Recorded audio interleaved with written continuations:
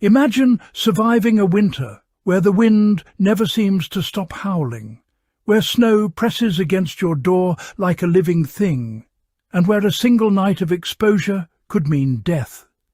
Now imagine facing that without central heating, insulation foam, or stormproof glass. And yet medieval families did more than survive. They engineered homes that battled freezing winters and violent storms with remarkable intelligence. Step inside a reconstructed hall at Jorvik Viking Centre, and you begin to sense it. These were not crude huts thrown together in desperation. They were carefully adapted machines for warmth and resilience. Thick walls, steep roofs, low ceilings and roaring central hearths were all part of a quiet war against the elements. In places like Reykjavik, early settlers learned quickly that survival depended on building with the climate, not against it.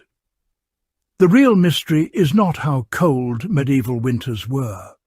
It is how people with limited tools developed solutions so effective that some principles are still used today.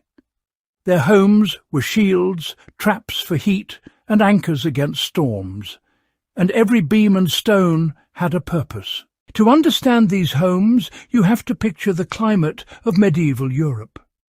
The early Middle Ages saw periods of relative warmth, but by the 14th century, the onset of what historians call the Little Ice Age brought harsher winters and unpredictable storms. Across regions from Scandinavia to the British Isles, farming communities faced brutal winds and heavy snowfall. After the collapse of the Western Roman Empire, centralized urban heating systems disappeared, leaving rural populations to innovate locally.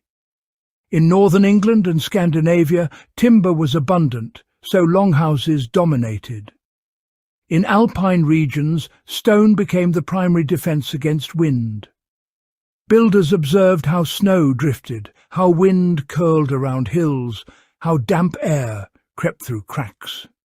Over generations, these observations hardened into tradition. Homes were often clustered tightly, creating shared windbreaks. Villages were positioned behind natural ridges or forests. In Iceland and Greenland, settlers even partially buried homes into the earth to use the ground itself as insulation. These were not random habits. They were responses to centuries of trial and error, shaped by storms that tore roofs away and winters that froze livestock in their stalls. Architecture became climate strategy. If you're enjoying the content, hit that subscribe button and stay tuned. So, how did a medieval home actually fight the cold? Imagine starting with the walls. In timber regions, builders used wattle and daub, weaving wooden strips and packing them with a mixture of clay, straw and animal hair. Once dried, this created surprisingly effective insulation. In stone regions, walls were built thick, sometimes filled with rubble cores that trapped air pockets. Air, you know, is one of the best insulators. Roofs were pitched steeply so snow would slide off before collapsing the structure. Thatch, layered densely, acted like a thermal blanket, shedding rain while trapping heat below. Inside, the central hearth was everything. Positioned in the middle of the main room, it radiated warmth outward. Smoke drifted up into the rafters, curing thatch against rot and insects before escaping through vents. Floors were often packed earth, sometimes covered in rushes that added a layer of insulation. Windows were tiny, sometimes shuttered with wood instead of glass, reducing heat loss. And here is the overlooked genius.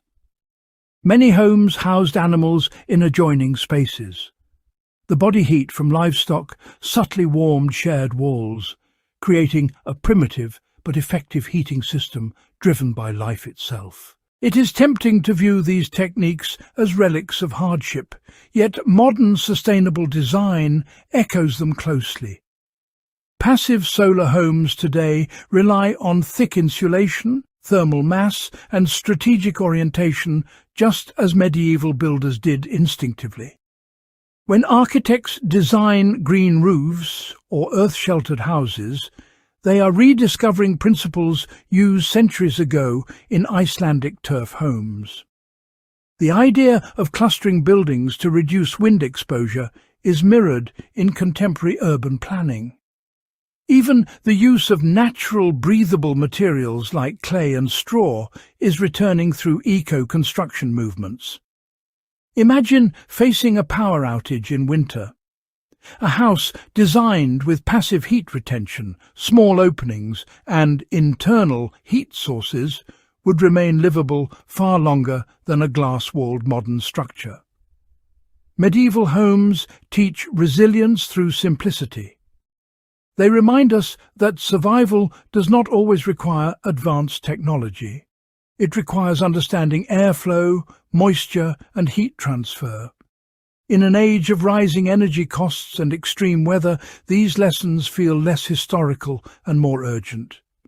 Sometimes progress means looking backward and recognizing that the past already solved problems we are only beginning to confront again. When you picture a medieval house now, perhaps you no longer see a dark and primitive shelter. Instead, you see a carefully tuned instrument, calibrated against wind, snow, and cold. Each beam locked into place to resist storms, each thick wall guarding precious warmth. Families gathered around a hearth that was not just for cooking, but for survival.